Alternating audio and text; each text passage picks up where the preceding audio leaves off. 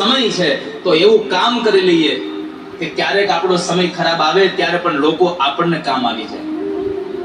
તમારા સારા સમયમાં તમે સારું કામ કરી લો. અને જો તમારા સારા સમયમાં સારું કામ નહીં કરો તો સૌથી વધારે દુઃખ ભગવાનને થશે કે મેં આને આટલો સારો સમય આપ્યો છતાં એને કંઈ કર્યું નહીં કોઈના માટે. તમારા સારા સમયમાં સારું કામ કરતા જાઓ વાલા મિત્રો.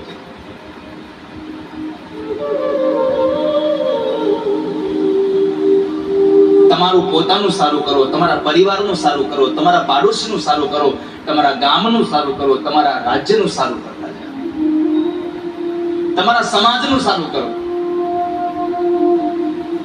મેં ગઈકાલે એક વાત તમને યાદ કરાવી હતી. કદાચ આ પરિવાર ધારે તો હરિદ્વારમાં જઈને 200-500 લોકોને, પરિવારના લોકોને સાથે લઈ જઈ અને આ કથા કરી શકે, પણ એના કરતા એને 500 જણાનું સારું થાય એ વિચાર ન કર્યો.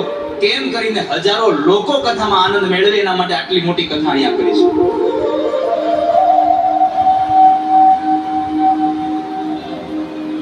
એના માટે જ અહીંયા કથા કરી છે.